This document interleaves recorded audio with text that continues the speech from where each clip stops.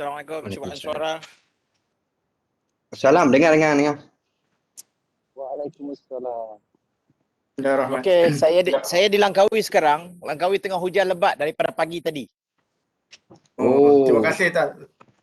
Terima kasih Okey. Tuan kerana masuk juga join meeting kami. Okey, saya sebenarnya baru balik daripada memberi sedikit sumbangan bantuan makanan kepada sebahagian yang hujan dia pun tak boleh keluar. So terputus bekalan makanan. So kita tadi baru hantar, saya pun balik basah ni. So tu yang saya pakai ni. So saya pun tak. Okey, saya pulangkan kepada moderator, sila. Okey, bismillahirrahmanirrahim. Terima kasih kepada Tuan Saidi. Saya Muhammad Afizi bin Wok. Pelajar UUM PJJ daripada kampus Kota Baru. Okay. Para penonton yang dihormati sekalian, setinggi-tinggi kesyukuran kepada Tuhan kerana dengan limpah kasihnya dapat kita sama-sama dalam webinar ada 7 pelajar selepas SPM pada petang ini. Saya bagi pihak majlis mengalu-alukan kedatangan tuan-tuan dan puan-puan serta para pelajar lepasan SPM tahun 2020. Terima kasih kepada Tuan Saidi kerana sudi meluangkan masa untuk bersama-sama kami pada petang ini di dalam webinar hala 7 pelajar selepas SPM. Untuk pengetahuan hadirin sekalian, webinar ini merupakan salah satu program yang dirancang dan dijalankan oleh pelajar kursus pembangunan masyarakat untuk membantu ibu bapa serta pelajar lepasan SPM dalam memilih hala 7 selepas SPM supaya cita-cita mereka tercapai. Walaupun dalam situasi berperang dengan pandemik COVID-19, para pelajar berjaya mengatasinya dengan cemerlang ketika negara dibadai pandemik sejak lebih setahun lalu. Sekolah berdepan situasi buka tutup yang secara langsung menjejaskan perjalanan pembelajaran mereka secara tradisional bersama guru dan rakan-rakan. Hampir segalanya beralih kepada kaedah digital. Untuk maklumat tuan-tuan dan puan-puan, keputusan CGSPM 2020 yang telah diumumkan adalah yang terbaik sepanjang 5 tahun kebelakangan ini. Grade purata nasional berjaya meningkat sebanyak 0.06% kepada 4.80 berbanding 4.86 pada tahun sebelumnya. Lebih kecil nombor, lebih baik.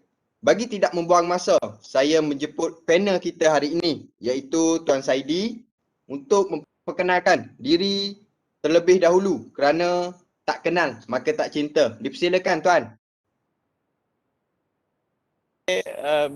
Bismillahirrahmanirrahim. Assalamualaikum warahmatullahi wabarakatuh.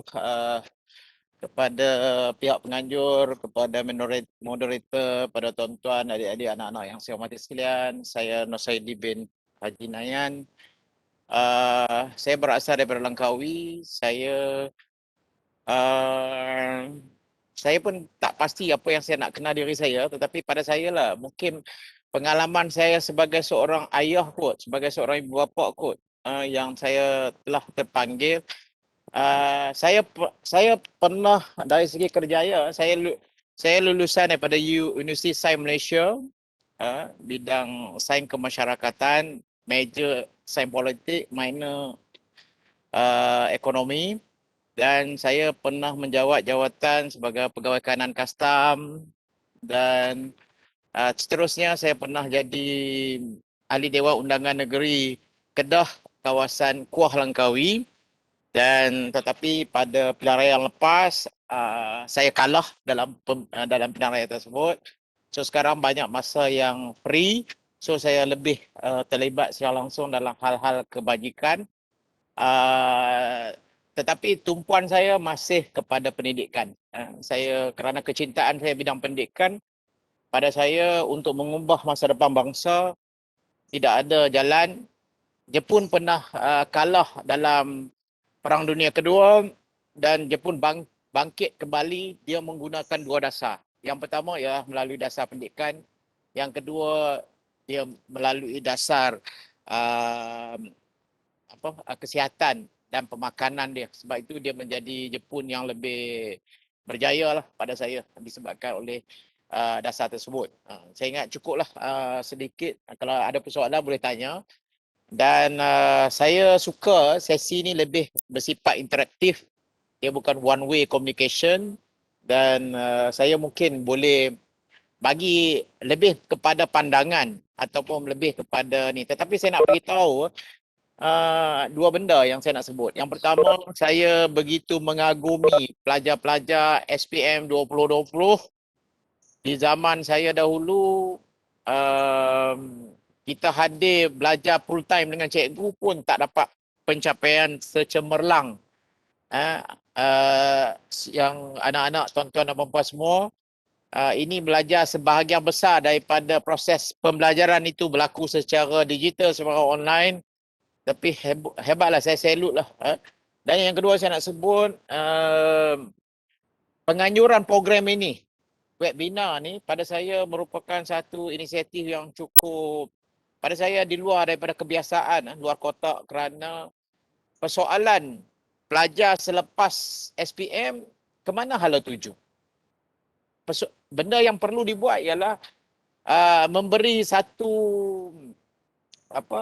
galakkan dari segi pemilihan ke mana arah tuju. Ini kadang-kadang kita gagal untuk memandu arah dan sebahagiannya gagal buat keputusan. Kegagalan itu kita kesan pada tahun 2, tahun 3 pengajian. Dan pada ketika itu kita tak boleh buat keputusan lah. Sama ada kita nak teruskan ataupun kita nak patah balik. Jadi dan sebahagiannya kecewa dengan pemilihan tersebut. Akhirnya ada yang drop dan sebagainya. Jadi pada saya penganjur berjaya melakukan sesuatu yang pada saya lah. Saya ucapkan tahniah dan cukuplah saya ingat saya punya mukadimah. Terima kasih.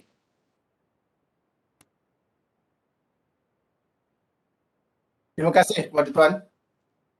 Kita akan memulakan webinar pada petang ini dengan persoalan yang pertama yang akan dijawab oleh Tuan. Dan diharap persoalan ini dapat membantu para penonton dalam memilih hala tuju selepas SPM. Saya juga lebih mengambil peluang untuk mengucapkan tahniah kepada semua pelajar-pelajar SPM tahun 2020 atas kejayaan mereka. Terus kepada soalan pertama, Tuan. Okey, soalan pertama Tuan, sebagai ibu bapa, apakah cara yang terbaik untuk membantu perjalanan pelajar lepasan SPM memilih kerjaya mereka, Tuan? Silakan.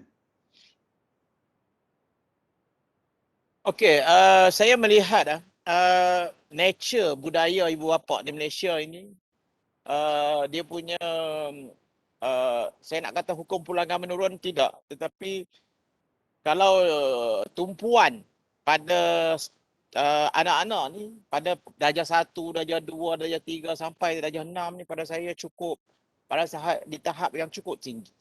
Kita hantar tuition dan sebagainya. Tetapi sebahagian ibu bapa pada ketika anak-anak SPM tingkatan 4 dan tingkatan 5, dia punya secara konsentrasi dan fokus itu semakin longgar dan kurang. Tetapi sebenarnya klimax dalam sistem pendidikan di Malaysia ni, khususnya pembelajaran secara rasmi ni, pada saya yang paling kemuncak ialah SPM. Selama 11 tahun kita belajar secara rasmi, 6 tahun di sekolah rendah, 5 tahun di sekolah menengah, SPM lah kemuncak penentu. Saya nak bagi contoh. Kalau kita minta kerja, yang ditanya sehingga kita naik pangkat ke, sehingga kita, kalau bekerja-kerjaan, sehingga kita naik pangkat, grade 17, 41, sehingga ke JUSA, yang dia akan tanya carry dalam result peperiksaan kita, dia tanya ialah bahasa Melayu dapat grade berapa.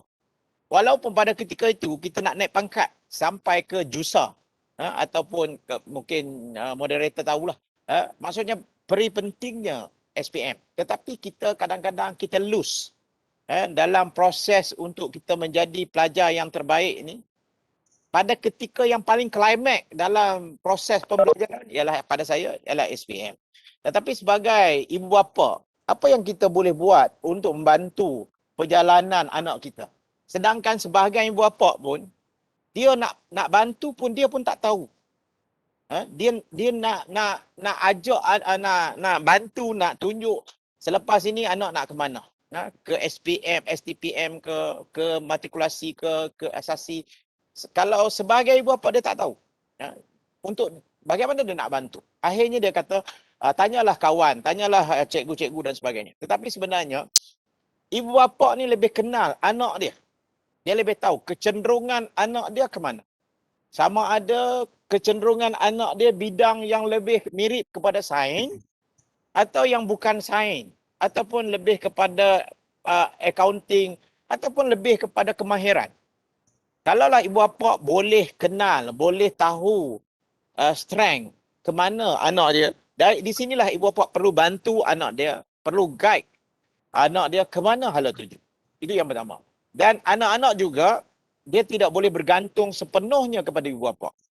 Kerana untuk menentukan selepas SPM ni ialah apa pembelajaran kita selepas itu. Kita nak ke mana? Kita nak ke IPTA mana? Kalau IPTS, IPTM mana? Jadi dari sini ibu bapa perlu, ada ketika ibu bapa dia tidak boleh menggunakan kuasa veto dia sahaja. Ada orang ibu bapa, ada kawan saya, dia bagi tahu anak dia nak anak dia jadi lawyer.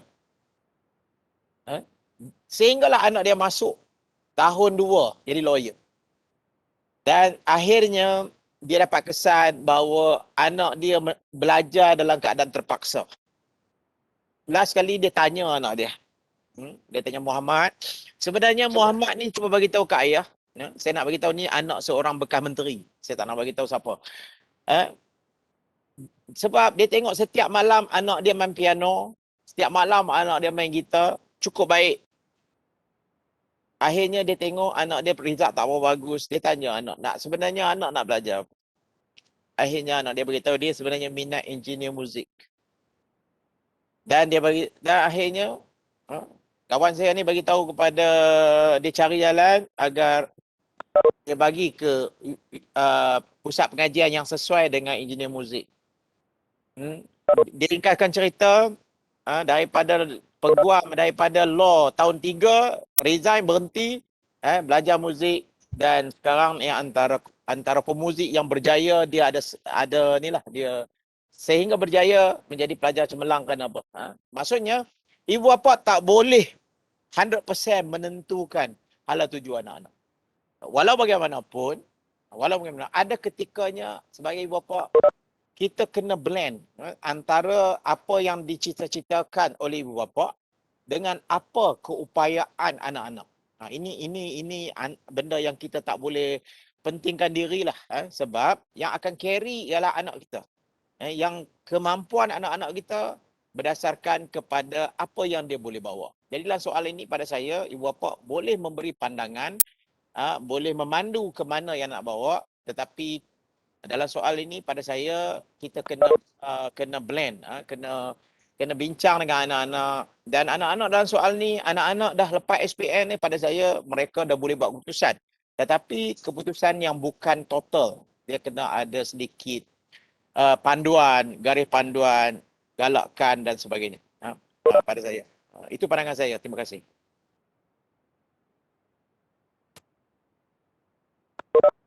Okey, terima kasih Tuan. Tadi pelajar lepasan SPM memilih kerjaya mereka. Saya beralih kepada soalan yang kedua untuk dikemukakan kepada Tuan pada petang ini. Soalan kedua saya, apakah yang harus dilakukan oleh para pelajar lepasan SPM selepas mereka mendapat keputusan SPM?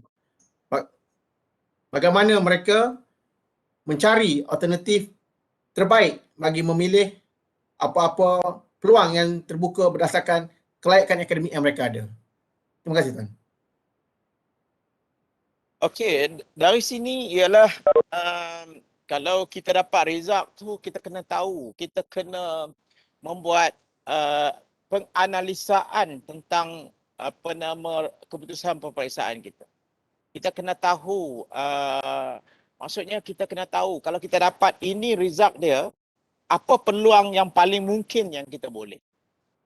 Selepas kita buat analisa, kita tahu antara kemahuan diri dengan realiti diri. Sebahagian orang cakap mengenai ukur baju di badan sendiri. Inilah ketikanya. Kadang kehendak kita, sekarang kalau kita tengok sekarang, kita punya trend, pola pelajar ni. Kalau dapat bagus, flat ni, kebanyakan nak jadi cikgu.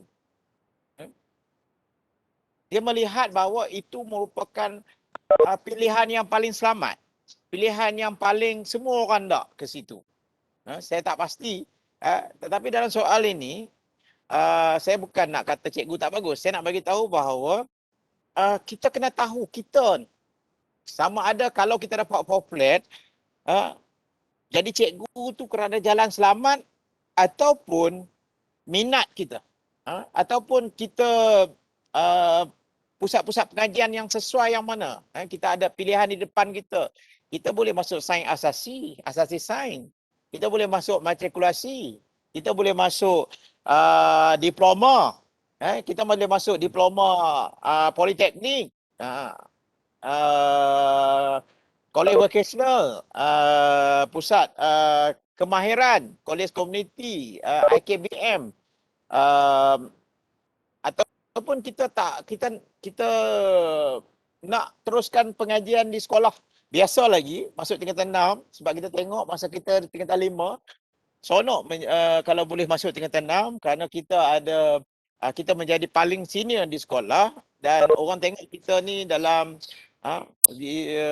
kita admire kepada tingkatan 6, atau kita boleh masuk pelbagai institusi, pilihan di tangan kita. Walau bagaimanapun saya kata tadi, banyak pusat-pusat pengajian ni saya tak kaji satu-satu, cuma saya nak bagi tahu orang yang paling mahir dalam soal ni ialah cikgu. Cikgu kaunseling, dan kita boleh dan sekarang ni banyak kita boleh tengok ataupun kita boleh Google maklumat-maklumat tersebut. Tetapi walau macam mana pun, nasihat saya ialah apa juga pilihan yang ada di hadapan kita, kita kena berbalik kepada realiti keputusan kita. Kalau keputusan peperiksaan kita di tahap yang cukup makan, kita jangan cari pasal untuk pilih yang tak berpadanan dengan kemampuan kita. Sudah barang pasti dia akan menemui kegagalan. Tetapi kalau kita mempunyai keputusan yang bagus, kita tak perlulah pilih kursus-kursus yang biasa-biasa kerana kita nak cari jalan selamat. Tetapi pada saya, dalam soal inilah kita kena tanya diri kita. Kita ni sebenarnya plan untuk ke mana? Kalau kita pelajar sains, kita nak sains yang ke mana? Mana ala tuju? Kalau kita pelajar yang sastra ataupun pelajar accounting dan sebagainya, ke mana hala tuju kita? Dari situ kita akan menjurus kepada pusat pengajian yang bersesuaian dengan itu. Ada orang kata SDPM itu ialah pilihan terakhir. Ada orang kata.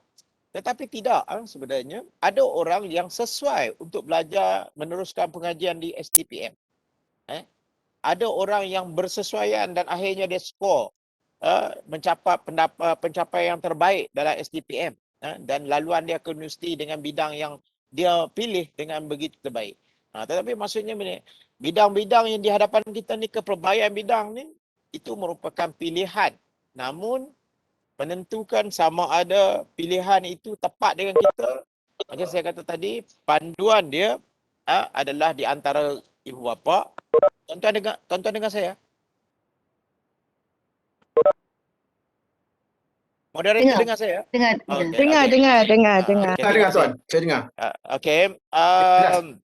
Jelas tuan. Alhamdulillah. Jadi pada saya pilihan di tangan kita, namun panduan adalah masih pada saya 3 pihak yang perlu collaborate dalam yang pertama ibu bapa, yang kedua guru-guru, terutama guru kaunseling, yang ketiga ialah diri kita. Cuma saya nak tambah satu lagi. Kalaulah kita buat pilihan nak masuk matrikulasi, kita tolong tanya senior kita. Matrikulasi ni belajar apa? Kenapa kita masuk matrikulasi? Kalau kita nak menjurus ke matrikulasi. Ataupun kita nak pilih asasi sains. Juga, begitu juga. Kita juga kena tanya senior. Selain daripada kerana pandangan dari segi belajar through experience ni pada saya lebih membantu kerana sesuai dengan keadaan masa dan sebagainya. Tetapi kalau kalaulah tanya saya kalau anak saya tanya saya juga akan tanya kepada kawan-kawan saya ataupun guru-guru dan sebagainya. Akhirnya kita buat keputusan. Dan kalaulah pada ketika nak isi borang akhirnya, pada saya yang paling baik adalah kalau kita buat, kalau orang Islam ni buat istiqarah lah. Yang mana yang lebih secucuk. Kadang-kadang kita buat pilihan ni kita tak tepat. Tapi walaupun mana pun kita kena study dan kita kena tahu realiti dalam pada ketika tersebut. Kita jangan ikut kawan kita. Kalau kawan kita dia nak masuk matrikulasi, kita aku tak mau masuk ke matrikulasi, tetapi kerana kawan masuk, kita nak masuk. Dalam soal ini kawan dia tidak boleh kawan selamanya, dan yang penting kita kena memandu arah perjalanan hidup kita ni dengan keadaan diri kita yang sebenar, dengan pencapaian yang kita peroleh. Saya ingat itu ya. Terima kasih. Terima kasih Tuan. Tadi Tuan dah pergi ke ni antara matrikulasi tu. So sekarang kita teruskan dengan soalan seterusnya Tuan. Soalan ketiga. Lebih detail lagi sama ada dengan matrikulasi SPM dengan STPM. Jadi saya nak tanya, apakah perbandingan antara matrikulasi, STPM dan STAM, STAN?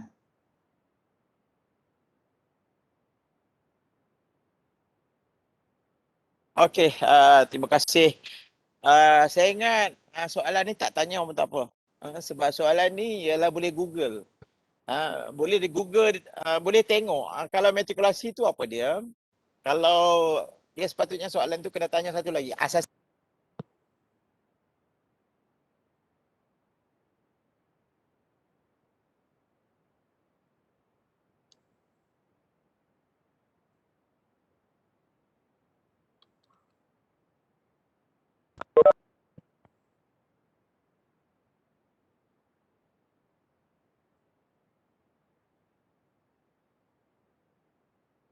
Penceramah termute tu. Sekejap, saya tengah minta dia buka. okey, Sekejap, okey. Saya ada. Tuan-tuan dengar saya? Dengar. Saya tak tahu lab kat mana tadi. Okey, okey. Kalau antara asasi sains dengan matrikulasi, beza dia ialah kalau asasi ini kita dah masuk di universiti berkenaan. Contohnya dekat UIA. Kita dah masuk di universiti. Kalau matrikulasi, contohnya kalau di Kedah ni ialah KMK, Kolej Matrikulasi Kedah, di Changlun. Maksudnya di situ juga kita belajar satu, contohnya aliran sains di situ. Jadi daripada situ nanti kita akan dapat pemilihan ke mana kita nak pergi. Sama ada jadi doktor ke, jadi lawyer, jadi maksud bidang-bidang mana selepas daripada matrikulasi. Maksudnya bidang tu belum kita menjurus lagi. Universiti pun belum kita dapat lagi. Berbeza dengan asasi, kita dah dapat bidang. Kita dah dapat di universiti tersebut. Okey. Faham kot dah? Saya bukan cikgu, tak pandai sikit contoh. Yang kedua ialah dari segi STPM. STPM, saya ingat semua orang faham. Sistem pembelajaran dia separuh universiti. Tetapi belajar di sekolah. Konsep dia cikgu masih lagi mengajar. Dia bukan lecturer. Dan banyak bantuan yang cikgu bayar. Cikgu bantu. Dan akhirnya kita akan menduduki peperiksaan dalam 4 semester. Sama juga. Dan kita akan kita akan dan kita akan juga dinilai dan kita akan dapat CJ STPM untuk membolehkan kita. Kalau matrikulasi, kita akan dapat CJ matrikulasi. Selepas itu kita kena memilih universiti mana yang kita akan masuk. STPM pun sama, kita akan dapat CJ STPM dan memilih universiti mana. Cuma bidang kalau matrikulasi ni lebih kepada sains dan account. Manakala STPM tu, kalau mata pelajaran tu lebih kepada ada yang sains, ada yang sastra, ada yang perdagangan dan sebagainya. Jadi saya ingat pemilihan itu bergantung kepada result SPM dan ke mana arah tuju.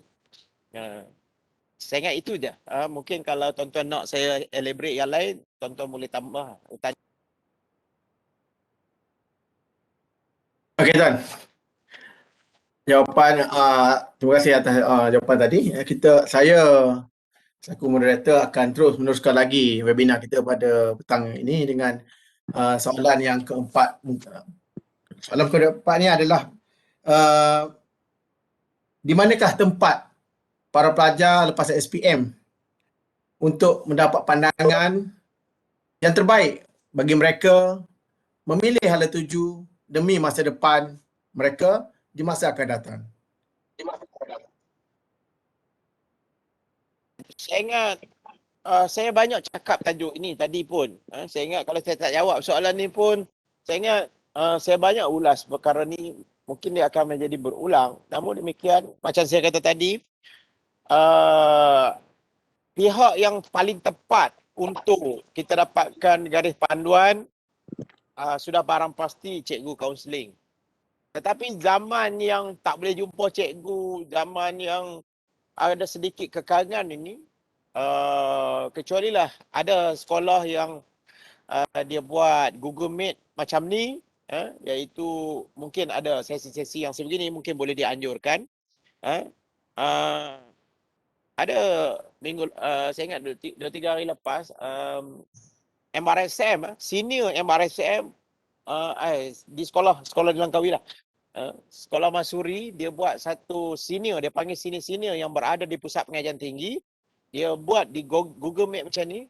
Akhirnya mereka tu jadi panel dan soal jawab itu macam ni juga konsep dia.